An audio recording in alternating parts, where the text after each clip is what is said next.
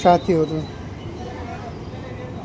मैले नबुझेको कुरा के छ भनेपछि रवि लामिछानेको टाँकोमा काण्डै काण्डहरू छ।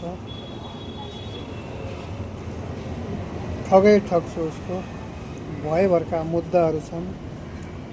अमेरिकामा पनि मुद्दै मुद्दा छन् उसका नाममा, उसको टाँकोमा मुद्दै लागेको छ।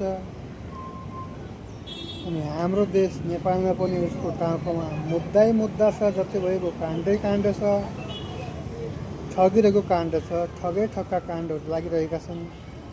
आखिर यति काण्डहरू किन लागिरहेका छन्? आखिर रवि लामिछाने सही हो कि गलत हो? जनताहरूले, सबै जनताहरू त्यसमाथि अब विश्वास गरिरहेका छन्। कुन आधारमा विश्वास गरे रवि लामिछानेलाई गरिरहेका छन्? केका लागि विश्वास गरेका छन्?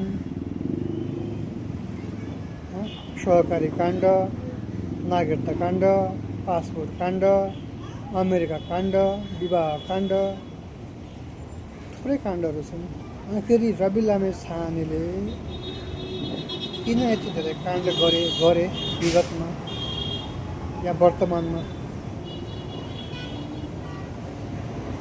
अनि हात्तीको चपाउने दाँत र देखाउने दाँत अलग हुन्छ भने जस्तै उहाँले पनि गरेको त होइन।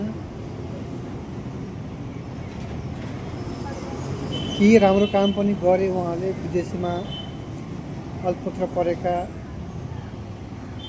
चेलीबेटीहरू, थुप्रै मान्छेहरूको उद्धार पनि गर्यो। केही सहयोग गर्यो राज्यलाई, अथवा केही अस्पताल बनाए, केही गरिबीहरूलाई सहयोग गर्यो। त्यो एउटा पोजिटिभ पक्ष हो। अनि उहाँको नेगेटिभ पक्ष पनि धेरै छ। उहाँमाथि काण्डै काण्ड छ। या त उहाँले यो सबै देखाउनको लागि मात्र गरेको हो। म के भन्न चाहन्छु भनेपछि सबै जनताहरू एकचोटि राम्रोसँग बुझ्नु होला भन्न चाहन्छु। या त उहाँको डरो खरो बोली छ, उहाँको डरो भाषण छ। त्यो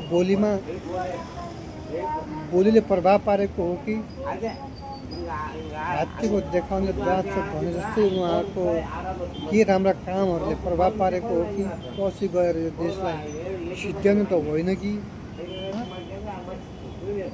हिजोका दिनमा पनि प्रचण्ड, केपी ओली, शेरबहादुर देउपाकै उहाँ विरुद्ध उभिने मान्छे, त्यसपछि प्रचण्डसँग मिलेर सहकार्य गर्ने, गृहमन्त्री हुने, थुप्रै यस्तो कामहरू गरिरहेका छन् साथीहरू। म त के भन्न चाहन्छु भनेपछि अब बुझेर गर्नु होला, जे पनि हुन्छ बुझ्नु होला, राम्रोसँग अझै पनि ध्यान दिनु होला भन्न चाहन्छु। सही गलत छुट्याउनु होला। मैले रवि लामिछाने गलत हुनु भन्न खोजेको होइन।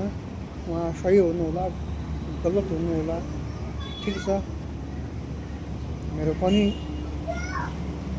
पनि समर्थन छु यदि सही हुनुहुन्छ भनेपछि, होइन। तर अब सही गलत छुट्याउनु होला भन्न चाहन्छु साथीहरू।